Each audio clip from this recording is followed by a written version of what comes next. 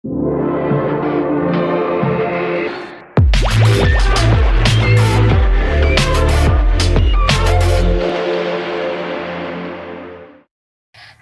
we're thinking about change, it's hard not to think about changes that families, youth, educators, and communities have experienced because of COVID-19. This pandemic has caused a disruption to the education systems as we know it. And in many places around the world, parents and caregivers find themselves with a new role as a teacher at home, while in-school and out-of-school educators are finding innovative and new ways to connect with their students and youth and fostering learning and connection through virtual platforms and hybrid education models. So it's with this context in mind that I like to start our conversation with this question. Given the pandemic, do you think creativity is losing its priority, or is creativity becoming more important than ever in learning? So Leo, let's start with you. What are you seeing across Brazil? Hi, Eileen. Thanks for having me here, and thanks for your question. Even though creativity is central to our work, we realize that its priority is still very questioned by many places. And however, what we've been noticing with the pandemic is that the crisis is forcing many school systems to rethink what they focus on, given the very limited access that they have to their students. So what used to be like carrying through 4 or 5 hours of face-to-face learning is now constrained to 2 or 3 hours of broadcast, you know. And well, fortunately, after several failed attempts, many school systems are now realizing that it's extremely hard to keep students engaged with traditional, more lecture-centric approaches to learning, you know, and that's particularly true for education initiatives that focus on young kids. So now, with COVID, when these organizations are forced to make a choice, many seem to be much more interested in trying out activities that are more hands-on, more open-ended, and build on students' creativity. And the hope is that by encouraging students to create and express themselves, the idea is that the kids will remain more engaged and excited about learning, even though the access that they have to teachers and resources is very limited. So, as we know, education change tends to be very hard and very slow. But on the positive side, the pandemic is providing us with a great incentive for education organizations to give creative learning a chance. So we think it's now up to us to take advantage of this opportunity, you know, and make sure that creativity remains more central even after the pandemic is over. That makes a lot of sense. What are the changes that will remain after we go through this pandemic? And Ryan, I want to turn to you. What do you see across the world with your work? Yeah, thanks, Young-Ling. I would say that if anything, we've seen from the pandemic that we're living in a really extraordinary and dynamic time. There's rapid innovation and change, and it's really, really clear that children and adults will navigate some really unpredictable challenges and new advances. On the importance of creativity, I know we've seen some indications. It's still recognized by employers as a really top priority. As we heard from my colleague Sarah in the keynote, only a few weeks ago, the World Economic Forum Future of Jobs report reported employers stating that it would be one of the most in-demand skills in 2025. And this isn't surprising. Since the survey was announced in 2014, creativity's been in the top 5. And then I think for education policymakers, we know that that's still on the agenda for many OECD countries, at least. The OECD has moved the PISA assessment of creative thinking from 2020 to 2022. And this has given education systems a bit of breathing room and will also increase the likelihood that the insights it generates are more useful and reflective of the reality in the classroom. I think this is a really important political signal that OECD member states are really taking this seriously. So generally, I'd say it's become more important, but I know there are some very real threats and opportunities, which I hope we can discuss later. Absolutely. And you're absolutely right in the sense that we have to think about the future for our youth. It can't just be right now. So on that note, I'd actually like to dive deeper into the creativity theme from a school perspective. And I would love to hear a little bit more about how this creativity has been elevated in schools, given the limitations. I mean, we just heard about school is now 2 or 3 hours a day that are caused by the pandemic. So Gayle, I'd like to start with you. Tell us a little bit about what's happening in Scotland. Thank you. Scottish schools are actually back full time. So Scottish schools were off from March until August, the start of our academic year here. So our kids are back full time with various mitigations, but we put in place a kind of COVID curriculum, which was focusing on health and well-being as its first priority, literacy and numeracy as well. But interestingly, because of the focus of our curriculum for excellence, creativity has always been a central tenet in Scottish education. And so the work that we asked schools to do was to care for the children when they came back, to nurture them, and to deal with the trauma and the disruption that they dealt with. Central to that is creativity. And so one of the things that we've certainly been promoting and seen our schools do is open-ended creative tasks. Looking at, we call it interdisciplinary learning, but multidisciplinary themes for children to explore their emotions, their experiences, and to deal with some of the trauma many of them have experienced through the loss of a family member or a change in lifestyle. So Scottish schools are very much looking at innovative projects, building on the digital expertise that lots of schools and teachers took great leaps forward with during COVID, but not the passive, sitting or looking at a screen, listening to a lecture almost, and taking teaching and learning back to the 18th or 19th century. Much more about how they could use technologies to create a different pedagogy, to create an excitement and an energy, and to use for collaboration and connections between children and their families. So we've seen some quite innovative work, and actually we're collecting that to be able to share more widely best practice across the system. But creativity to enable the emotions and the trauma and the recovery in terms of health and well-being has been quite central to us. I really appreciate your comments on mental health and wellness, and as well as creating that environment that allows for kids to reconnect and have that place to find their creativity. That means a lot. And Rob, I want to turn to you. I mean, you are at a school. So how is creativity being elevated at Agora? Well, first of all, the people who know us know that we, by definition, believe in the fact that students want to learn. So what we at the moment see, we are getting a lot of proof of that. And but what I see at other schools is they're getting a lot of proof of that as well, but they get a lot of proof in a different way. Because at other schools, they are getting forced into be creative. Because finally, we are up to the point that students can turn their preaching teachers off.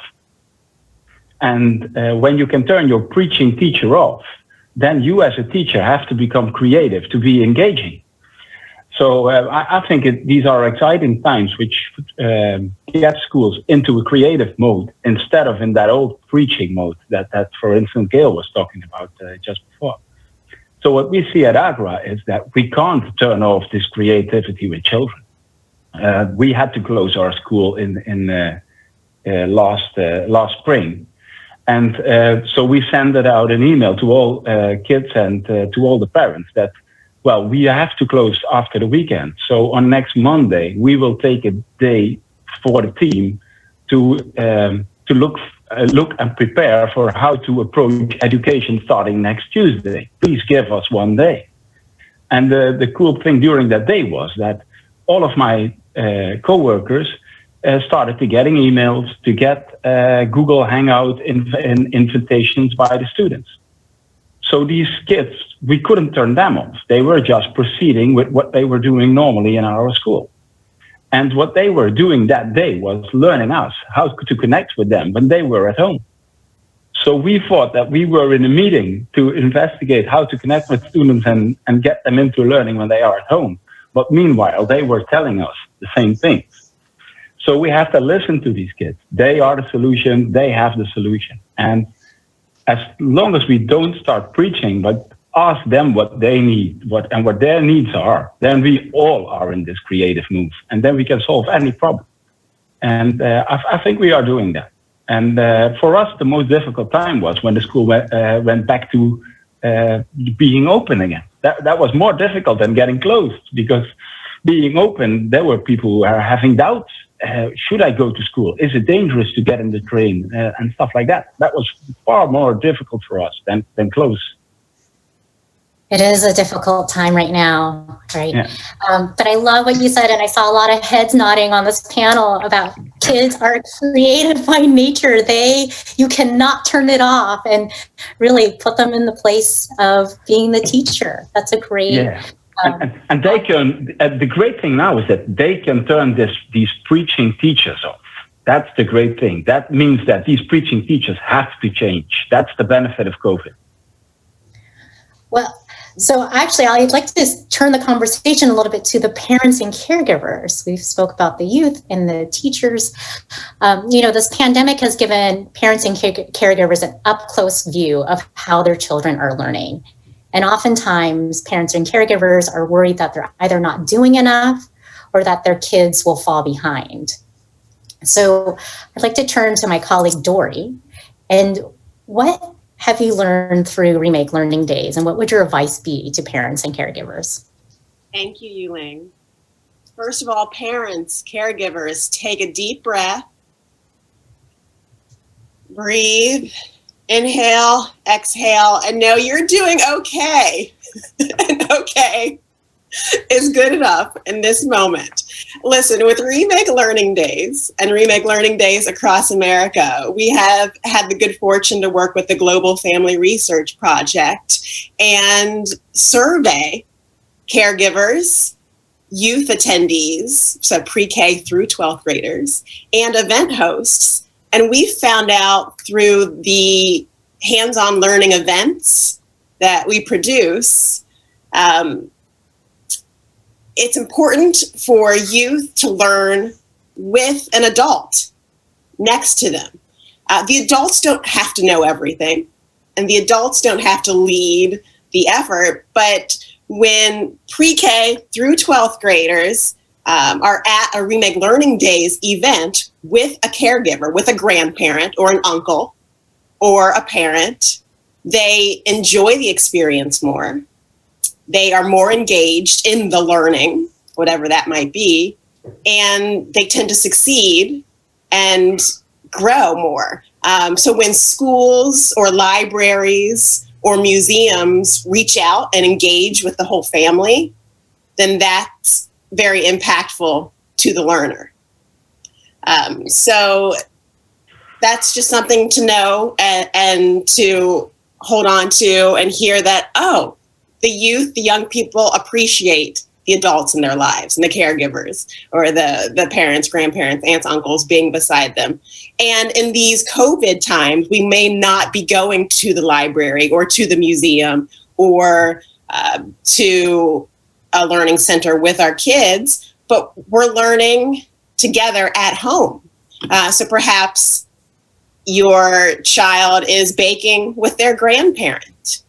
They're learning math through measuring. I mean, my children love baking cookies with their grandmother because they enjoy the cookies, and they enjoy making pies because they enjoy the end result, but they're learning the measurements. My kids have enjoyed making a garden bed in the yard with my husband, and we have been growing our own vegetables in these times, but they built the garden box with wood and nails, the whole thing.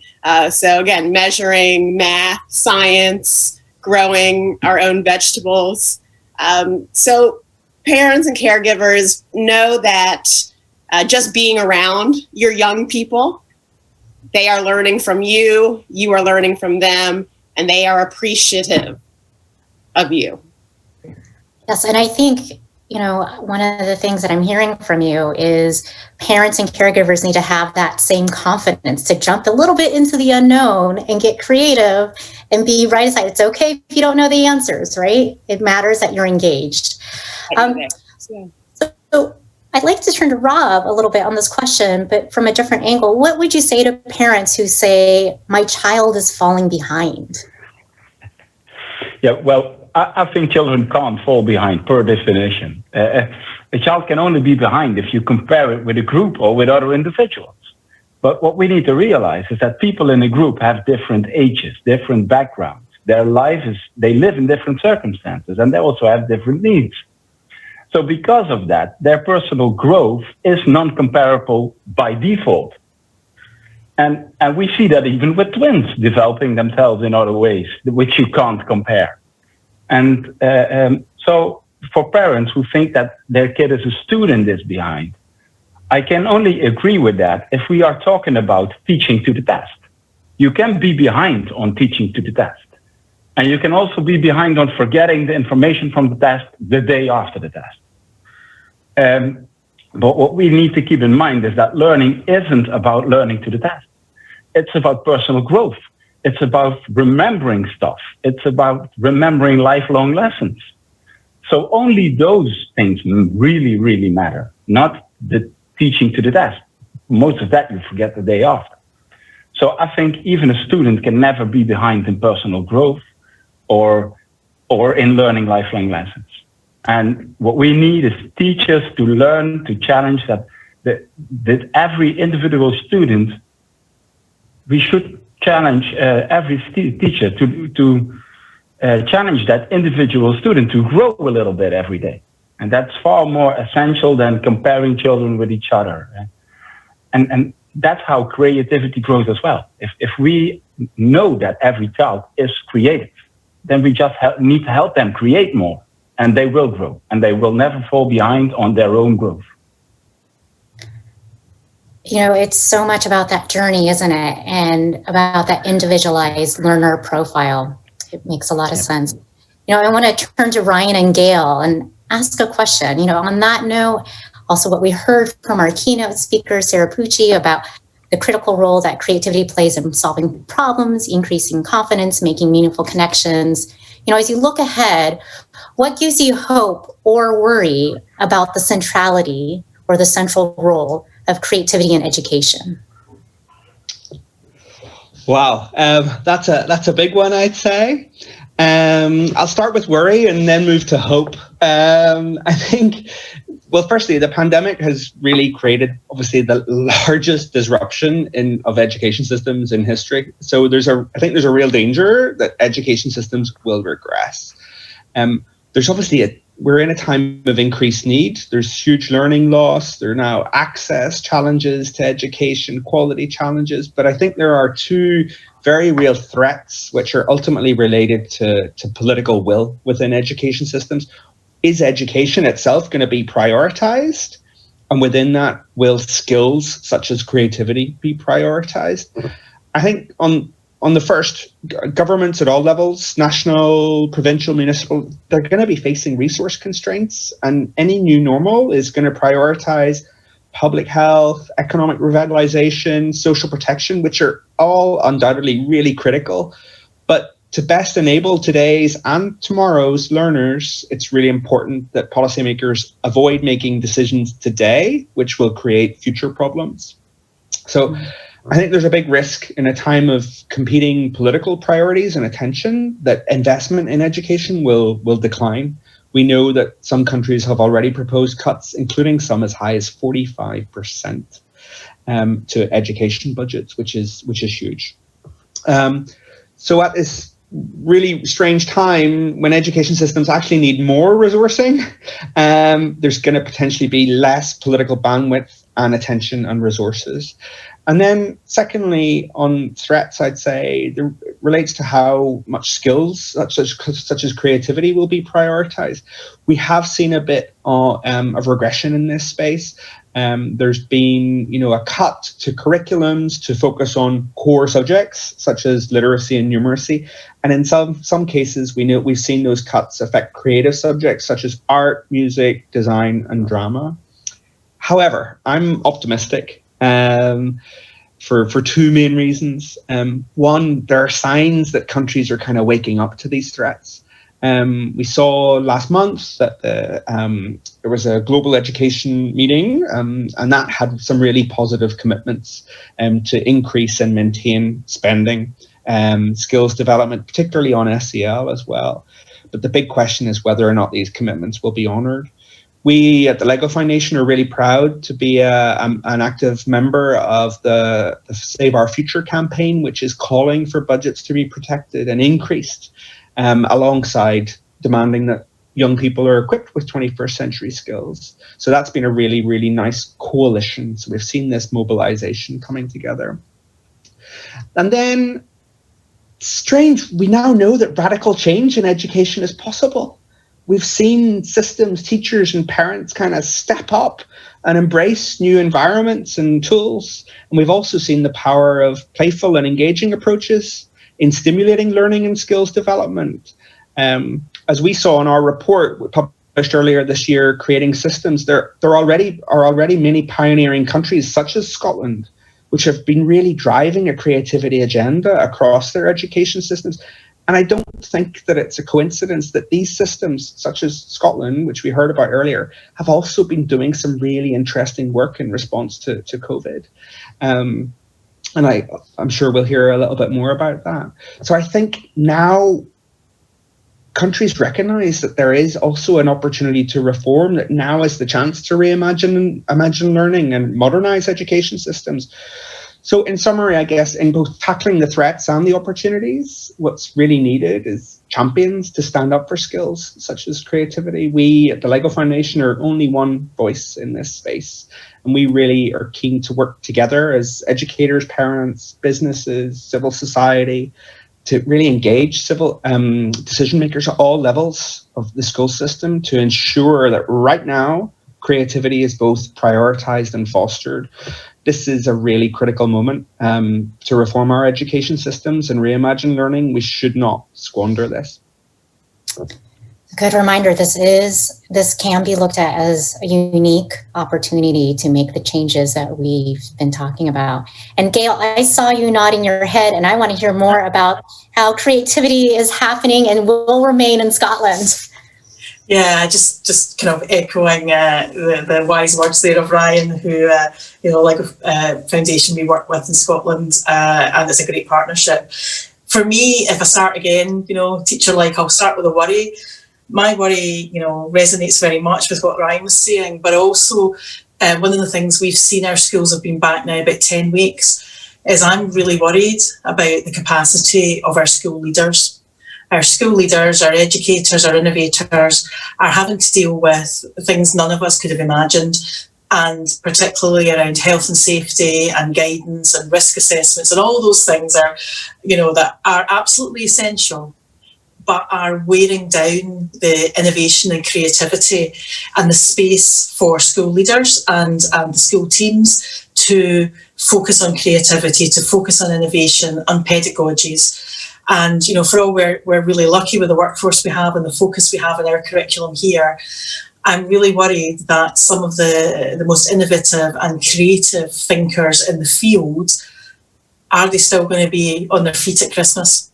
This is, something we've been really worried about. They made it to, we have a holiday here in October, they made it to the October half term, but by their fingernails. And actually to stimulate creativity in a school through your staff, with your children and young people and your students, you actually need to be in that creative mindset yourself. So I'm just worried about the long-term tail of COVID and the pressure, the huge pressure. I was this morning being on a call with a group of Scottish head teachers this morning, who are all absolutely wonderful and creative leaders, and they are exhausted.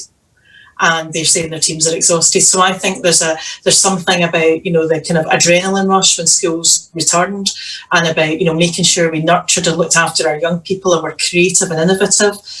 But actually, will that momentum and that crisis recovery mode actually be something that leads to a tail of a very much poorer educational experience for our young people? So I'm concerned about that, and the loss of some of those leaders to the system, because some of them are saying, I was going to retire in 5 years, actually I'm going at Christmas. So we've got a cliff edge there. We need to think about support for our leaders who are dealing with it, not from their living rooms like us, not from their office, who are actually out there facing it. But on a positive note, my hope is actually, having seen that real change in teacher agency. In Scotland, we have a policy where we've talked about empowerment and getting schools to be innovative and design and make curriculum decisions at the point closest to the learner, very similar to Rob's work and some of the innovations there about the children and young people leading the learner. And actually overnight, with schools closing on 48 hours notice, our educators had to do that, because they didn't have a captive audience in a school. They weren't able to do the teaching as we were talked about earlier. They actually had to think creatively about how do you engage kids who've got all these other stimulation at home? How do we do things a bit differently? And to see some of the learning and innovation that's come from that. And we've got a line we use here a lot about building back better. We want to build back better because actually we've seen digital innovation just completely flip on its head. We've seen flipped classrooms and we've seen the voice of the learner actually come to the forefront, and that can only be a positive from what we've all been talking about today. So for me, seeing teacher agency actually take place, and that led to then our society, parents valuing teachers in a way that perhaps in the UK had been diminishing for some time. And suddenly, through the parents getting a bit stressed and a bit anxious about, were they doing the right thing? And of course they were. Actually, people saying, gosh, how do teachers do this? How do teachers stimulate and energise and innovate every day and get children to have an irresistible curriculum that they engage with? And so for us, there's also, for me, the hope is that actually we've got a very different dialogue now in Scotland with our parents who understand our curriculum a bit more and our focus and why creativity is important, and actually are now active partners in that. So I think, those, having parental engagement, we all know makes a huge difference to outcomes for and inequity in particular, but also seeing that innovation and teacher agency taking control of the learning and shaping it for the learners that they know best has been fantastic. It truly is a partnership amongst all partners. It really is. I'm going to turn to our last question, which I'm going to combine a little bit with an audience question. This will be for Leo and Dorie in the last minute that we have. It's been really fun. So, this pandemic has reminded the world that education is everyone's business. We just spoke about that. Parents, teachers, the community. And when we think about learning, it really can happen anywhere. Schools, libraries, museums, parks, and beyond. So I'd love to hear an example of how you've seen an out-of-school organization elevate creativity in the community. So Leo, we'll start with you and then turn to Dorie, and then we'll send it back to Danny in the studio.